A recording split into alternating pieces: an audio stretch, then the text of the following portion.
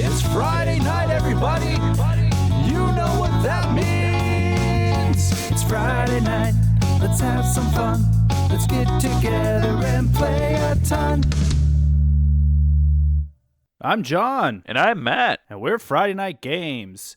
We are two board game enthusiasts and want to immerse you into our love of the hobby by bringing you board game content every Friday. We create for several platforms, including Twitch, Twitter, Instagram, and YouTube. Make sure you check out our sponsor at tabletoprenaissance.ca, located in our hometown of Windsor, Ontario. Check out their website for delivery options to wherever you're located. On today's podcast, we're going to discuss how to get into the hobby of board gaming for newbies and how to get noobs, or how to get further deeper into it if you already are a deep board gamer. We will discuss why it is hard to start into the hobby and immerse oneself deeper into the hobby, how we started and how we got deeper into it ourselves, tips to start into the hobby for a newbie, and tips to get deeper into the hobby for a non-newbie. So why are we giving tips for newbies and already board gamers, Matt? Yeah, we could split them up. But we are a complicated podcast with complicated ideas, and we need to make it longer, so we put both together. So tips for new people getting into the hobby could be some party conversation. You know, your boy Matt approaches you at a party. He really has an itch to play some board games, but all he has to play is video games, and he asks you to give him a quick fix. What do you tell him? I tell him that he needs to play a ton of board games, obviously. Whoop, whoop, whoop. Or maybe you have tips to try and show that you're a superior board game creator to maybe court another individual at that party. Oh. Yeah. Imagine you're at a party, you find the love of your life, also the love of all your friends' lives. All of you at the same time find out that she's into board games, but so are all of you and your friends. Don't you want to stand out? You pull out some facts about to find the next best game. Bam, you're married. You have 10 children, and you're never able to afford a board game again. Worst. All right, Matt. So what is a new person getting into the board game hobby? Let's define that person. I will. So knowledge is essentially the very basic of board games. That could be Monopoly or a simple family game like the Game of Life. You know, those games, maybe you bought a game at a board game store or at Walmart or Target because you like the way it looked and you wanted to play it, but you don't have a huge collection or anything. And the person doesn't really know that they can go to the local store other than Walmart or Target. They probably only think board games can be found at like Toys R Us as opposed to a local board game store. They might not even know there's a local board game store. Or they think the local board game store only sells like Magic or Pokemon. Fair. So what about someone who is already into board games, a bro like ourselves, or brah? I would say they have a good collection, maybe 20 or so plus games, probably a lot more. Or maybe not a lot more. Has a collection of very specific games that they have researched a bit. They know a board game geeks, maybe not really know how to use it to its full potential. Doesn't really put any investigation into the board games. Yeah, they're probably just someone who, they probably know a board game store exists, and they probably have seen Board Game Geek to look up their games and strategies and stuff, but they probably don't really know much about those things. All right, so now that everyone understands why we are strange, why is it hard to get into the hobby, John? What do you think? I mean, there are, what do they say? There's 5,000 plus games released every year. Well, let's press pause. Do you think that's exaggerated? I don't know. I don't think so. I think there is, but at the end of the day, there's probably like 100 to 200 to 300 games that maybe are significant. Yeah, but still a lot. Yeah, it's like buy all 300. Sorry, I keep interrupting you. Well, like with the amount of games that are released each year, it's hard to stay current. It's hard to stay on top of it. I was like, board games are not cheap either. If you're looking for like a decent one that's not just a typical like party game or whatever, you're looking at upwards to $60+ into the hundreds depending on what you're looking for. Mm-hmm. So that can really intimidate people and turn people off of the hobby. And maybe just like the time to play games as well, with everyone, a lot of people working full-time jobs and, having kids and whatnot. Finding that time to play anything more than a game that lasts, more than an hour is hard and difficult, from personal experience too, right? So that's why I would say it's hard to get into the hobby, especially if you're just getting into it now. Yeah, I have big money little reward. Like you're gonna spend maybe $220 to $200 on a game, right? How many hours are you gonna play that game? So it's really hard to justify buying a game like that, adding on to your point. Yeah. What about you? What do you think? So I have a couple points. I think maybe one is they don't know where to start. Yeah. Right? So maybe they only know Monopoly and they only know Monopoly's bought at Toys R Us. So, where do you go next? How did you figure that out, John? Where to buy board games at? Yeah. Bill. Bill told me about, one of the local game stores, Brimstone Games. You got a guy. I started going there. You got a guy. got an in. Got an in. Yeah, exactly. And how did he figure out? He only figured out because Brimstone used to be 2 blocks away from his house. Yep. Right? So he knew, and he's like, oh, look at this store. What's this store? We're all in the video games, and board games is very similar. No time. You have no time to research any other games. Wait, I have to learn the rules? Right? Like, think about it. There's a lot of video game people who transfer over to board games, but I think the one thing that people hate is the fact that you have to learn systems to play the game. It's not like a video game where the game just does everything for you. And then my final point is that people hate playing things wrong. So when you learn the rules you have to play, you'll probably read things wrong and teach them wrong, but after a bunch of plays you realize that you have to play it differently, right? And you're going to question in your moves, and that's when you start, reading the instruction manual. It's just that may be frustrating for a beginner because Monopoly, think about it, everyone goes to the Monopoly and oh, I already know the rules, and no one reads the rules even though they don't actually know the rules. So then they go play another game and they're like, well, I have to read the rules for this. And then they're just oh, I don't there's so many pages of rules, this is scary. Anyways, those are my points. That's fair. Yeah, I mean, the rules are a big one for me. How much I hate reading the rules. I'm a skimmer. I get the gist. Yeah. And then I'm like, yeah, I'm good to go. Yeah, I'm not a skimmer. I know. Well, yeah, but that's because if we're gonna play a game, I want to play it right for the sake of this podcast. I spend days before learning it, doing a simple playthrough by myself. It doesn't mean we get it right either. to be honest, you're still gonna screw up rules. So how's it hard to get into the hobby for someone who's already in the hobby? Oh, how can they push further into it? Yeah. Or why is it hard to push further into it? Okay, well, I think these kind of go hand in hand, which makes sense. Money. Right? Money.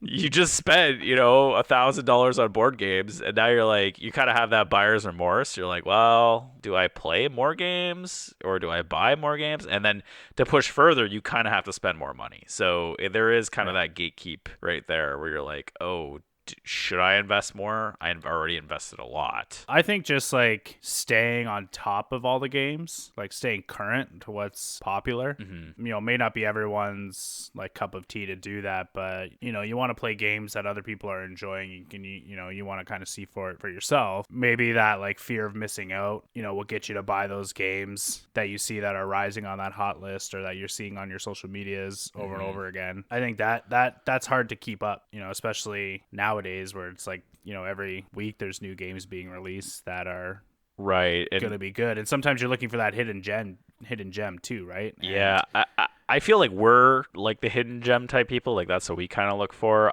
I do feel there's a lot of content creators, and sometimes us included, where we're like, oh, hey, every game is awesome. But really, when you think about it, you're maybe you have $1,000 a year to spend on games, which is actually a lot. So maybe you only have 200. Which game are you gonna buy, right? How do you figure that out? That's hard, and exactly. It's a lot of money. I think another point would be, and again, this goes with the other newbie getting into the hobby, learning rules drain. So, at first it was, I have to learn the rules. What is this? Now it's, I've learned so many rules, I'm sick of learning the rules. It's no fun. You have no strategy for this. And you're just was. Sorry? I said it never was fun. Well, no, it's not. But it's definitely not fun after your 50th game, right? Well, yeah, if no one's sharing that load either, like it's tough to be the teacher always. Yeah. Right. It's nice if someone takes up that mantle at least, a quarter of the time. Yeah, but I feel like most groups from a lot of the different other content creators or other people we talk to all have a rules person, Yeah. right? It'd be the same thing if you had a D&D group and you had like the dungeon master. Everyone has like a designated dungeon master. They like doing it, but usually they always get like burnt out. Yep. Right? Like they always get burnt out. I know, because that's me. But I've actually been pretty good. Over the last year, I have not been burnt out, but we'll get into that a little bit later. Again, same thing. The 2 point, I think someone going further into the hobby and a newbie coming in, all these points kind of go hand in hand. Big money, little reward. You know what I mean? You spent money on games already. You feel like you don't play them. Mm-hmm. Right? Like you spent $2,000 on games. I don't know, $1,000 on games, $500 on games. It doesn't matter. All those things are a lot of money. You don't play them as much as you want to. True that. And then maybe you have no one to play with or no one wants to play games anymore. So you got into it. It was great for a year. And then all of a sudden everyone's like, I'm bored with it. I want to do something else. At first everyone was interested, but now no one is showing a lot of interest for it. Sounds like a mirror to our life, Matt. To what? Our content or our board game playing or both? Ooh. It's our board game group. Yeah, basically. Anything else you want to add to that? No, I think that those were all my points that I've got written here. Sweet. I know we answered this a lot, but we're going to do it again. How did you start into the hobby? So starting in the hobby, we'll consider that. How did we get to our 20 game collection? John, go. After years of not hanging out, hung out with you one night, and you're like, hey, come to game night. I went to your game night. We played Dead of Winter, which I thought was really cool. Nice. I've never played anything like that before. And then we decided as a group that after, a little while playing games together, that we decided we were going to create our own board game. Mm-hmm. And then by doing that, we're like, well, we got to, kind of get into the nitty gritty, like, what are popular board game mechanics, artwork, blah, blah, blah, blah, blah. So we started playing like indie games a lot. Mm-hmm. And then that's how we sort of created this podcast. And then we realized doing this podcast was fun. And then we got in the world of content creating. And then content creating allowed us to receive games from publishers. Mm-hmm. It increased my love of board games and, sparked some creativity in me, which allowed me to purchase more games. And then I have this really like compulsive buying. So I feed your compulsive problem. So I can feed your compulsive buying problem. All right. So I have this addictive behavior, and when I get into something, I'm like really into it, and then I just need like everything. Okay. From that, so I try to. I'm like a big collector of things, right? And that's how that. Hold on. Press pause.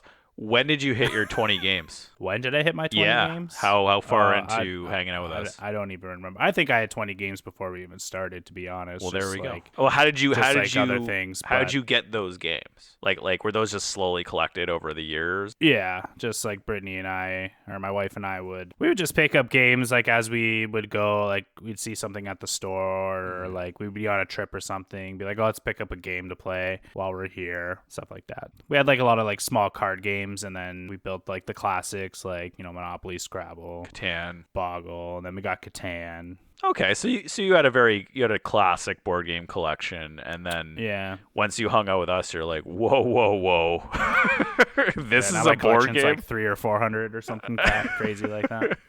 Yeah, that's your collection's 300 or 400 now. Yeah. That's crazy. Yeah, wow. There's a lot. Okay, so I'm going to keep it really simple. Board Game Bill forced it on me at gunpoint. There we go. Prove me wrong. Simply, I just wanted something fun we could do together, and that led to a few purchases. So maybe using Will Wheaton's tabletop, it kind of led me to researching maybe like 10 games that I bought, which I think actually kind of started maybe a year or two before you came back to the group. And at that time, even when you came back to the group, I only had a collection of like maybe 20 games. Plus, like we had all the classics, but we had 20 games that are like more gamey, pushed further into it, right? So, but that was like, I don't know, 6-7 years ago. And then you kind of hit all the rest. We tried to make our board game, and then board games was just, it became like research, right? Learning popular games, mechanics, what the trends were. I actually think that we're more prepared now to release a game than we were like 2 or 3 years ago. right? Because Yeah, we know a lot. I just don't want to. Well, we know a lot more, and we know we're not as like ignorant as we were before. Before we're like, we have a Right. game, it's great, and it's like, well, there's actually like a lot more games that are better. Yeah. You know what I mean? And now I think we're doing what we like to do now. Like I actually just like having a board game talk show with you. I like hanging out with you. I like researching this stuff, learning all these technology stuff I don't really know. And Right. we're both. I feel we have me and you have a very good dynamic. I agree. Thank you, sir. Yeah. So how did you push your collection further? I mean, I think some of it, not all of it, but some of it might have been like that FOMO, fear of missing out. Okay. Do you feel you have a fear of I mean, this isn't a psychology podcast, but do you feel like you have that fear of missing out? Sometimes, Okay. I guess. But I think just trying to be current, right? Like if we're going to be content creators, we're going to, not every publisher ever sends us stuff, right? So like we need to stay current as much as we can. Right. And we like supporting the publishers that have sent us stuff too, right? So just being able to do that. We like to support our local game stores as well. So I think it's more just like a combination of everything, but mostly it's just to stay current, try new games out that, if we have like a podcast topic, buy a couple games with that in mind, kind of get a better idea of what we're going to talk about and stuff like that. Yeah, I agree with that 100%. When it came to the podcasting, that kind of our research kind of turned towards that, and that kind of pushed more research into board games, right? Where we're like, oh, what is, popular tableau games? And then you look into that, and then that leads to like purchases of the ones that are considered the best, right? Yep, which is why I have all the expansions to Everdell. Well, that's a game you play with your wife. That's a little different. Yeah. Right. I mean, that's probably. I mean, you could also say that like Villainous, you have almost every game of Villainous too, and that's another game you play with your wife, right? Right. I say what pushed me further was I started learning what I liked and didn't like. So, do I want to read a 20-page rule book? Do I want a game that doesn't have single player? I'll buy a game with a lengthy rule book, but only if it has single player, right? And I'll buy a game without single player if it's really easy to learn. Okay. I'm trying to like basically with me, it's all about like taking my spending and I'm trying to get the most from it, right? I'm trying to get big reward with little money.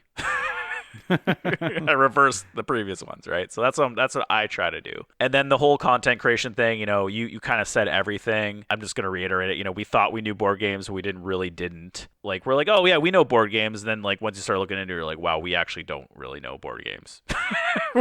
we're faking it, and now we're, what I mean. What's the next step? And then that really led to purchasing, like a journey of purchasing. This is the way we learn about games and mechanics, and it really was a lot of money and time. And now, almost 2 years later, I could say that yeah, we do actually. I actually feel like we do know games now. What do you think? Right. Yeah, I agree. I mean, what's cool about this is that we're constantly learning. There's new stuff coming out all the time, and it's good to see how it gets changed up a little bit too, right? Looking for example, like you and I like deck building games, and, seeing games now, I don't know, probably was a thing before, but more prominent that I'm noticing now are like worker placement mixed in with deck building, and like kind of seeing how mechanics are being mixed together to create better games and stuff like that is kind of what I'm looking at now. It's really cool that we could see the trends now. Yeah. Oh, here's a deck building meets worker placement, and then you have like 3 or 4 more games like that. Yeah. Right, because those are the popular things. Right. And it's cool to see how that all works together, and what mechanics and games work together to create even better games, and then adding to that to expand the funness level, I guess, of the board game night. Yeah. I think that being content creators has led to obviously more game purchases, that has led to more knowledge, which has led to better content for you, the listener, which leads us to being a lot more poor, but but happy because you, the listener, are happy. And I will make a note too, like, yeah, we do know games, but I still feel like there's content creators who definitely know more than us, but at the same time, like, that is their job. Right. They deserve it because they're making money off doing it. Yeah. Kudos to them. Or they're just way more confident than us. Hey, yeah, I mean, we're not the end all be all, right? There's a million content creators around board games, and everyone deserves their voice being heard and their story being told. We're just one little pod in that pool, I guess. I don't know if that's Yeah. a We're a little. I feel like we're a little smaller than some of them because some of them are. It is like it is their job, right? And they do a good job at it. But please don't stop following us. All right. So what tips can we give for someone who wants to start into board gaming? All right. I'll start first. Go to a game shelf at your local game store and just choose a damn game. Look for a game that you really like the theme of, even if it's abstract. At least you'll enjoy the prettiness of it, even if it's terrible. But just choose a game that looks like it really appeals to you. The other thing you could do is you could use Google recommendations or top lists of different content creators or Board Game Geek or whatever for a very specific year, and then from there look at the price point and then determine if that price amount is what you want to spend, and if it is, buy it. You probably won't be disappointed. And then the second thing is that think about who you want to play with and what you want to play. So do you want a deep game? Then look at Board Game Geek's top 100 list. Do you want a party game? Then just go to a store and grab one that looks fun, because it probably will be. And like Board Game Geek is good for those games that you may not have ever heard about, or they're super deep strategy games, but it's probably not the best place to get party game recommendations. Just saying. Mm-hmm. What about you, John? I think, once COVID is over, or if you have a board game cafe in your city that's open, I mean, go there, grab a game off the shelf, play it, try something out before you buy it. Before you want to invest that money into that game or into a game, I would say, if you can try it out somehow before you purchase it, go for it. That way, especially if you're iffy in investing your money into the hobby at this point, that'd probably be your best bet. You can also, there's a ton of YouTube videos, playthroughs, reviews, unboxings that you can take a look at from tons of content creators out there. Start there, do a little bit of research, and then go from there. And yeah, like Matt said, just if you really are that into the game, just go to your store and buy it. I guess maybe the tip would be like find a local game store. Yeah, right. That might be where your local game store is. We've got 3 in our city, so we got a little bit of choice here. What tips can we give someone who wants to further their knowledge into the hobby? What do you think? I would say just like deep dive into everything. Look at Board Game Geek's, hot list. Look at YouTube for reviews and playthroughs. Look on Instagram and Twitter and Twitch to see what's going on there. Look at Kickstarter. Look at what people are backing.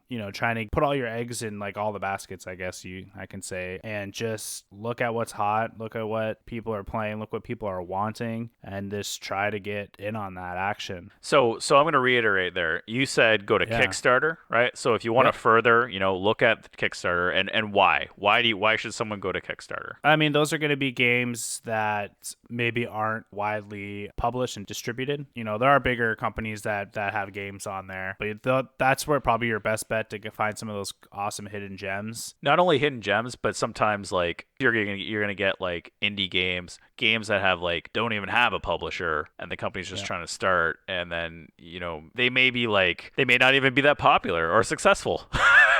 Yeah. But they're like, it might appeal to you that way. Yeah. And then, but there's also those Kickstarter is a good indication of, what's going to be popular as well. Especially those games like Frosthaven, Everdell that just finished their campaign, Dwellings of Eldervale, all those like giant games that just were massively popular that you just can't find right now. Yeah, because basically they sold, millions of dollars on Kickstarter, which means that they had to fulfill millions of dollars of Kickstarter. So they're probably going to be sent out via Kickstarter rather than a game store. So that's a very good point. Like the new Root expansions, right? Yeah. Those, I think they made like $3 million or something crazy. So basically I didn't back it. Even though I love Root, I didn't back it because I'm like, I rather actually support my local game store. I'm probably not going to see that for 2 years. Yeah. To be honest, but whatever. It's fine. I don't need maybe I don't need it now. I'll tell you that much. You'll rekindle your love for Root then. Yeah, exactly. Maybe you'll have me play it again, or maybe I'll play it waiting for it, right? Yeah. So who knows? Okay, so you said Kickstarter. So yeah, so just to reiterate that a quick sec, a bigger company will put up a Kickstarter, and usually that is to just generate hype. Right? I don't know. I don't really know if they're not really kickstarting. They're more like getting the idea, pre-ordering.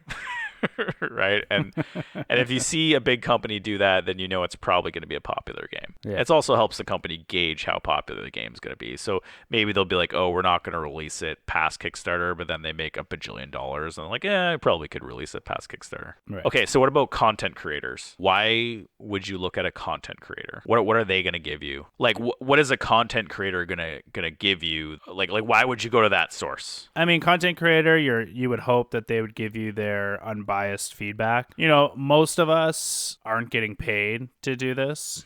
So if a publisher sends us a game, they're not sending us a check to go along with it, because publishers don't want a biased opinion, and it would be very hard to get an unbiased opinion if they're putting, you know, food on your table as well, right? Oh yeah, if they gave me a check for $500 and it is the worst game ever, I might be like, this is the best game ever.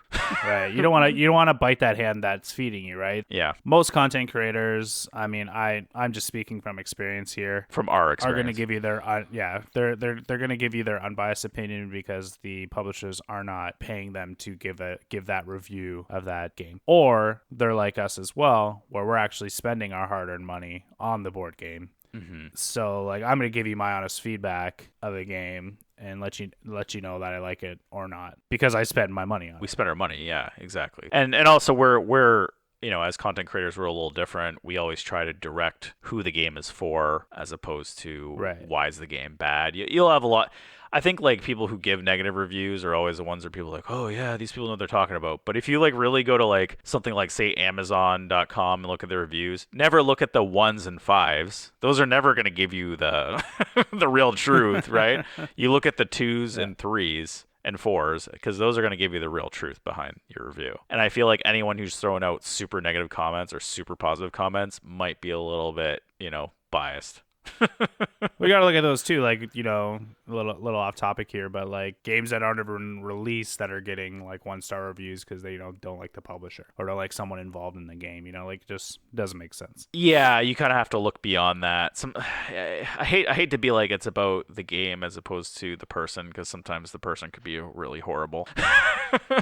But you are judging a game at the end of the day, right? Right. Okay, why would you go to YouTube over, say, like an Instagram or a Twitter content creator? I mean, it's just a visual thing, right? You can see the game. It's a little bit more tangible. You can see how they're playing it, you know, what the components look like, and, you know, people's hands, I guess. Sometimes the YouTube people have good personalities and they're fun to listen to. Yeah, and why should you listen to us over the YouTube and, you know, Instagram and Twitter people? I can't answer that question.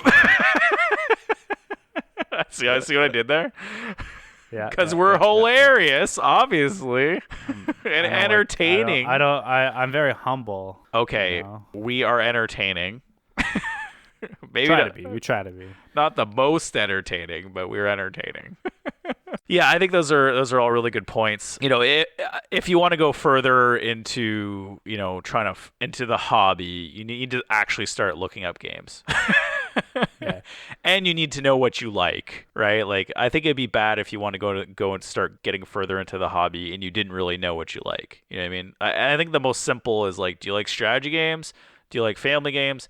Or do you like party games? Yep. And then you might like them all, but what do you play the most with your group? Because really, it's like your group is kind of dictating what you're going to play, right? And I guess another issue is that if there's like several people collecting in your group, then you're going to have a hard time getting the game to a table. But at the same time, then you have to kind of lay those ground rules down with your group to know that, hey, we're going to rotate games that we're playing every week. Yeah. You know? So on that note, once you understand what you like, I think that is when you take your knowledge and then you head to Board Game Geek. At least that's what I do. I always head to Board Game Geek, and then I just search the games. Like, I search that game I really like, and then I look over mechanics, or maybe I'll do a Google search that has like boardgamegeek.com space games like, I don't know, Root. And then all of a sudden there'll be like posts where people are like, oh, if you like Root, you like this. If you like this, you know, if you like Carcassonne, you'll like this, right? And those are some of the most informative because they kind of help you purchase games. And sometimes they give you games that you probably are not as popular as, you know, Carcassonne or Root, for instance. Or even search the creator or company. Board Game Geek has like, hey, here's the designer. Oh, you really like that game? Well, probably click on the designer. You'll probably like his other games too, or the company, because usually a company will back. Pandasaurus has a very high standard to their games, and they will, usually the games they make are all pretty good. So like, oh, I trust Pandasaurus to make a good game, and obviously not everything is going to be great, but you like Dinosaur Island, Dinosaur World's probably going to be good. Will Godspeed be pretty good? Well, I could tell you yes. Right? But you may not know that, right? And then, think of some publishers as someone who recommends games rather than someone who sells the products. Like, the publishers are hand choosing these products. They're choosing them for a reason because they like them, and then that's usually why they come out. And I know this because like I've been to panels with Zev from WizKids or the Pandasaurus Games people, and they actually they will choose games that they played and really liked, and then no one's publishing, and then they'll publish them because they have faith in them. So I think that says a lot. And then back to the content creation, look up big name content creators, Friday Night Games. I'm just kidding. Just like Dice Tower or Board Game Geek lists, and then, look at their top games, and that will kind of give, you may not agree with everything on there, but like not everything on there will appeal to you, but you'll probably find something in that list that will appeal to you if you, look the game up on Board Game Geek. And that will kind of give you an idea of also like what the best games of the year are, and it will be helpful to your purchase power for you to figure out what you like from that list. But make sure, like I said just a minute ago, make sure you research those games pretty thoroughly, because not all lists are going to agree with your tastes or see the games in the same way that you might. They might be looking for divergent games with crazy mechanics, and you just might be looking for like the game that had the mechanic because you had no idea this mechanic even existed. Dice rolling, for instance. So yeah, I hope those are some pretty helpful tips there. What do you think? Is there like a content creator that you can like recommend, or like a place you could really recommend, John, the people that agrees with you? Like, you agree whenever you see them be like, oh, I really like this game. You're like, man, I agree with you all the time. Content creator? Yeah. There's a lot. There's a lot. I can name one right off the top of my list. Off the top of my head, sorry. Tom Vazel, I actually am very like similar. Me and him have very similar tastes, which is funny. Okay. I'm trying to think of like who I watch the most, or who I pay attention to the most. Yeah, I think I watch so many, and I pay attention to so many that it's hard to like pinpoint. Yeah. I know maybe like, Rodney Smith and how it's played. I'm sure, he's getting paid for those videos, but those seem to be like popular games that he's showing off anyway. Right. So I look at that a lot. And then, sometimes I pay attention to, what James Hudson has to say. I watch his live feeds. I watch Jamie Stagmeyer's live feeds. I know those are just like designers and stuff, but content creators, there's just so many in our community, man. It's hard. Yeah, it is really tough. Sometimes we're all promoting the same thing. Sometimes we're all promoting opposite things, different things. I mean, some of my favorites, I would say, are probably like, Professor Mago, Kidsplaining, Gnarly Carly, Dice and Dragons. Yeah, I was gonna say Dice and Dragons. Yeah. I feel like their opinions are usually the same as ours. Room 51. Yeah, same with Matthew and Justin. Those are probably my list that I pay attention probably to the most. There's a lot, though. Yeah, I would say the people I pay attention to the most are Bridge City Gamers of Dice and Dragons, Room 51, that John guy from Friday Night Games. And then I actually kind of follow Board Game Geek a lot, but just to kind of get the news that I'm missing. They kind of always have the news that I don't. Yeah, I watch their Twitch stream, their playthroughs and stuff. I don't actually watch any of their stuff. I just read their this is like, they'll post something on Twitter, like usually their news, and I'm like, oh, okay, so I know when a game is coming out, things like that. Yeah. And usually if they're doing a playthrough of something, it's probably a popular game. That's usually how I stay up to date. I don't really follow Dice Tower. I just only follow their lists, because that's all I've ever followed with them, to be honest. They always produce like a list. Yeah. All right, there you go. Awesome. If you like what you hear, don't forget to leave us a review on Apple Podcasts or follow us on your favorite streaming platform. You can check us out on all our socials, Instagram at FridayNightGames_official, Twitter and Twitch at FridayNightGMS, on our website, FridayNight.games. If you have a game that you'd like for us to preview, or if you want us to preview a certain game, shoot us an email at info@FridayNight.games. Again, I'm John. And I'm Matt. And it's Friday night, so let's have some fun.